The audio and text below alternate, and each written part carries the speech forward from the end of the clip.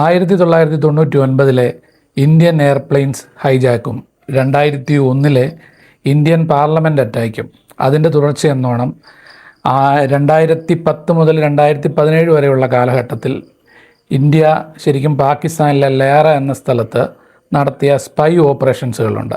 അത് ശരിക്കും പാകിസ്ഥാനിലെ പാകിസ്ഥാൻ ഏരിയകളിലെ ഏറ്റവും പ്രധാനപ്പെട്ട political leaders, gang wars, mafia ഇങ്ങനെ തുടങ്ങിയുള്ള ആൾക്കാരെ ഉന്മൂലനം ചെയ്യുക എന്ന ലക്ഷ്യത്തോടു കൂടി ഏതാണ്ട് 7-7.5 വർഷത്തോളം എടുത്ത ഒരു ഓപ്പറേഷൻ നടത്തി.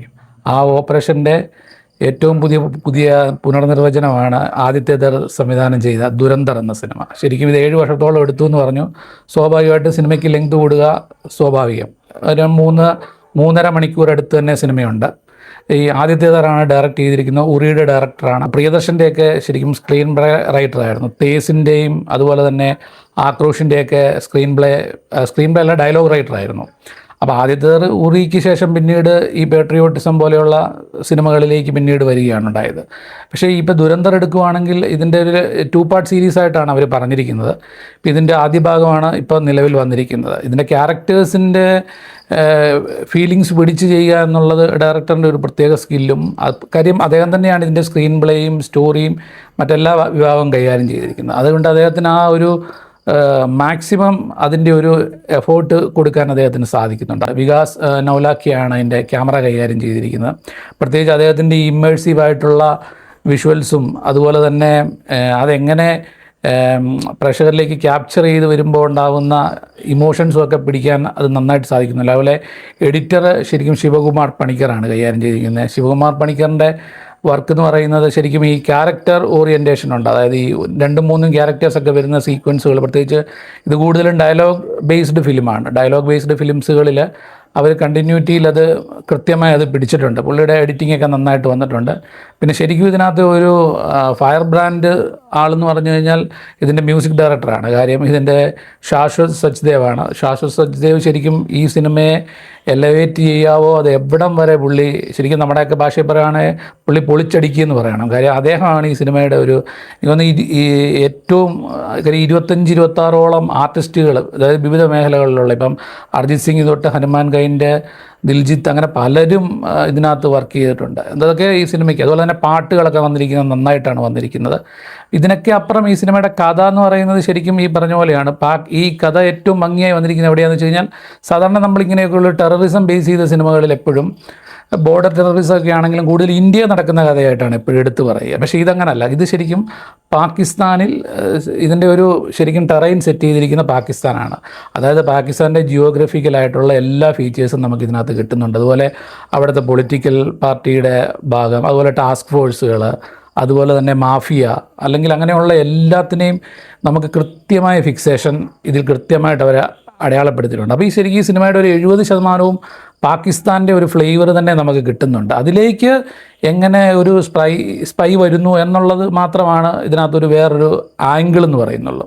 പിന്നെ ക്യാരക്ടേഴ്സ് എടുത്തു കഴിഞ്ഞാൽ സിനിമയുടെ ബാക്ക് ബോൺ എന്ന് പറയുന്നത് അക്ഷയ് ഖന്നയാണ്. അക്ഷയ് ഖന്ന ചാവയുടെ പിന്തുടർച്ച തന്നെയാണ്. കാര്യം അദ്ദേഹത്തിൻ്റെ ഒരു എനോർമസ് ആയിട്ടുള്ള, ഇമ്മൻസ് ആയിട്ടുള്ള ഒരു പെർഫോമൻസ്, ശരിക്കും പുള്ളി ക്യാരക്ടറിന് കൊടുത്തിരിക്കുന്ന ഒരു ഔട്ട് എന്ന് പറഞ്ഞു കഴിഞ്ഞാൽ ഒരു രക്ഷയില്ലാത്ത സാധനമാണ്. കാര്യം ഈ സിനിമ ശരിക്കും അദ്ദേഹം ചെയ്ത റഹ്മാൻ ദേക്കത്ത് എന്ന് പറഞ്ഞ കഥാപാത്രമാണ് ഈ സിനിമയുടെ പ്രധാന ആൾ. അപ്പം ആ കഥാപാത്രത്തെ എത്രയൊക്കെ ഗംഭീരമാക്കാവോ അത് അദ്ദേഹം എത്രയും ഗംഭീരം. ശരിക്കും ഈ സിനിമയിലെ നായകൻ എന്ന് പറയുന്നത് അക്ഷയ് ഖന്ന തന്നെയാണ്.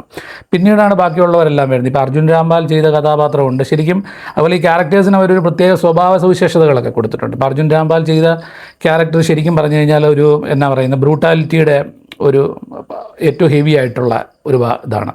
അപ്പോൾ അത് സിനിമയിൽ അദ്ദേഹത്തിൻ്റെ ആക്ഷനിൽ നിന്ന് നമുക്ക് നന്നായിട്ട് അദ്ദേഹം ചെയ്യുന്ന പ്രവർത്തികളിൽ നിന്ന് കിട്ടുന്നുണ്ട്. അതുപോലെ തന്നെ സഞ്ജയ് ദത്തുണ്ട്. വളരെ ഫണ്ണായിട്ടുള്ളൊരു ക്യാരക്ടറാണ്. ശരിക്കും സിനിമയിൽ അദ്ദേഹത്തിൻ്റെ ക്യാരക്ടറിന് വേറൊരു ഫീലാണ് അവർ കൊടുത്തിരിക്കുന്നത്. അത് പ്രത്യേകിച്ച് പഴയ റെട്രോ വൈബുള്ള ഹവ അങ്ങനെയൊക്കെ തുടർന്ന് ഗാനങ്ങളൊക്കെ അവർ കൃത്യമായി മിക്സ് ചെയ്തും പ്ലേസ് ചെയ്തും അദ്ദേഹത്തിൻ്റെ ക്യാരക്ടർ, ടാസ്ക് ഫോഴ്സിലെ പോലീസ് ഉദ്യോഗസ്ഥനായിട്ടുള്ള കഥാപാത്രം, അത് ഭയങ്കര കുറച്ച് രസം ഒക്കെ ഉള്ളൊരു കഥാപാത്രമാണ്. പിന്നെ ഇതിനകത്ത് ശരിക്കും സാറാ അർജുൻ ചെയ്ത കഥാപാത്രം, സാറാ അർജുൻ ശരിക്കും പറഞ്ഞു കഴിഞ്ഞാൽ സാറാ അർജുൻ്റെ ഒരു ക്യാരക്ടർ സിമ്പിളാണോ എന്ന് ചോദിച്ചാൽ സിമ്പിളിൽ നിന്ന് ബോൾഡിലേക്ക് കണക്ട് ചെയ്യുന്ന പോലത്തെ ഒരു കഥാപാത്രമാണ്. അതുപോലെ തന്നെ പുള്ളിക്കാരുടെ ക്യാരക്ടറിന് പുള്ളിക്കാരുടെ ഒരു ശരിക്കും പറഞ്ഞു കഴിഞ്ഞാൽ ഭയങ്കര ഒരു റിസ്നെസ് നമുക്ക് ഫീൽ ചെയ്യും. ഭയങ്കരമായിട്ട് ആകർഷിക്കുന്ന ഒരു ഫീലിംഗ് ഉണ്ട്. പ്രത്യേകിച്ച് പ്രണയരംഗങ്ങളിലൊക്കെ ആ ഒരു പാകിസ്ഥാനി എന്നതിനപ്പുറത്തേക്ക്, പാകിസ്ഥാനി പെൺകുട്ടി എന്ന കഥാപാത്രത്തിനപ്പുറത്തേക്ക് ഭയങ്കരമായ ഒരു ഫീലിങ്സ് നമുക്ക് ആ പുള്ളിക്കാരുടെ കഥാപാത്രത്തിൽ നിന്ന് കിട്ടുന്നുണ്ട്.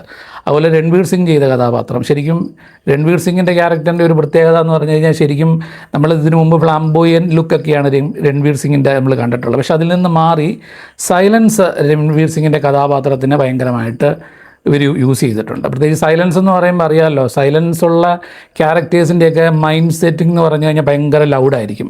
അല്ലെങ്കിൽ അവരുടെ ഒരു ആങ്കർ എന്ന് പറയുന്നത് ഏറ്റവും അൺബ്രേക്കബിൾ ഒക്കെ ആയിട്ടുള്ള ഒരു ഫീലായിരിക്കും അങ്ങനെയുള്ള ക്യാരക്ടേഴ്സിന് കിട്ടുന്നത്. അതിൽ രൺവീർ സിംഗ് ഇതിനകത്ത് നന്നായിട്ട് അത് പിടിച്ചിട്ടുണ്ട്. കാര്യം അങ്ങനെ ഈ ക്യാരക്ടേഴ്സിൻ്റെ ശരിക്കും ഒരു സ്കെച്ചും അങ്ങനെ അവരുടെ ഒരു അവരെ മൊത്തത്തിൽ കോർഡിനേറ്റ് ചെയ്ത് നമ്മൾ ഈ വിഷയത്തിലേക്ക് ആദ്യത്തേത് കൊണ്ടുവന്ന് എത്തിക്കുമ്പോഴാണ് സിനിമയ്ക്ക് വേറൊരു പരിവേഷം വരുന്നത്. ഇപ്പം ഇതിൻ്റെ ഫസ്റ്റ് ഹാഫൊക്കെ ഭയങ്കര എൻഗേജിങ് ആയിട്ടാണ് സിനിമ തുടങ്ങി പോകുന്നത്.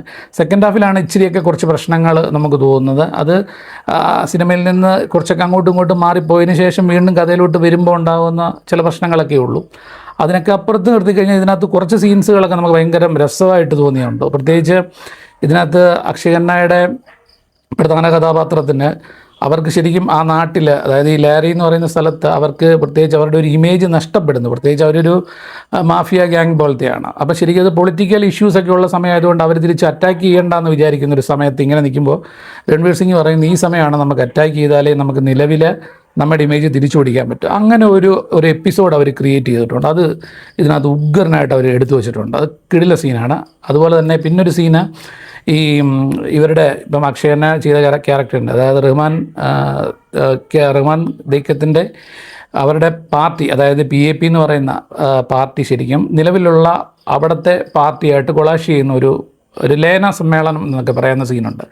അവിടെ അക്ഷയ് ഖന്ന വരുന്ന ഒരു സീക്വൻസ് ഒക്കെ ചെയ്തിട്ടുണ്ട്. അത് കിടിലനാണ്. കാര്യം അക്ഷയ് ഖന്നയുടെ ആ സമയത്ത് ഒരു ആറ്റിറ്റ്യൂഡ് എന്നൊക്കെ പറഞ്ഞു കഴിഞ്ഞാൽ ഹെവിയാണ്. അപ്പോൾ ഭയങ്കര ലാർജർ ദാൻ ലൈഫ് ആയിട്ട് ഫീൽ ചെയ്യുന്ന രീതിയിലാണ് അവർ ആ ഷോട്ട്സൊക്കെ വെച്ചിരിക്കുന്നത്. അതുപോലെ തന്നെ പാർട്ടി പൊളിറ്റിക്കൽ ഇതിൻ്റെ എല്ലാം ഹൈ ഔട്ടാണ് നമുക്ക് കിട്ടുന്നത്. പക്ഷേ അതിൽ ഏറ്റവും മനോഹരമായ സംഭവം എന്താണെന്ന് വെച്ചാൽ ഈ സമയത്താണ് അവർ ആദ്യമായിട്ട് സാറാ അർജുനെ ഇൻട്രൊഡ്യൂസ് ചെയ്യുന്നത്. ശരിക്കും അത് വളരെ ലൈറ്റായിട്ട് കാറിനകത്ത് ഇതൊന്നും ശ്രദ്ധിക്കാതെ ചെവിയിൽ ഒരു ഇയർഫോണൊക്കെ വെച്ച് ആ പുള്ളിക്കാരിയുടെ ലോകത്ത് നിൽക്കുന്ന സീക്വൻസാണ് ചെയ്തിരിക്കുന്നത്. അവിടെ നിന്നാണ് ശരിക്കും രൺവീർ സിംഗ് സാറാ അർജുനെ കാണുന്ന പ്രണയം വർക്ക് ചെയ്തിരിക്കുന്നത്. അത് ഒരു രക്ഷയില്ലാത്ത സീനാണ്. പ്രത്യേകിച്ച് ആ സമയത്ത് ശാശ്വത് കൊടുത്തിരിക്കുന്ന ചില ഹമ്മിങ് പോർഷൻസുകളൊക്കെ ഉണ്ട്. അതൊക്കെ ഗംഭീരമായിട്ട് വന്നിട്ടുണ്ട്.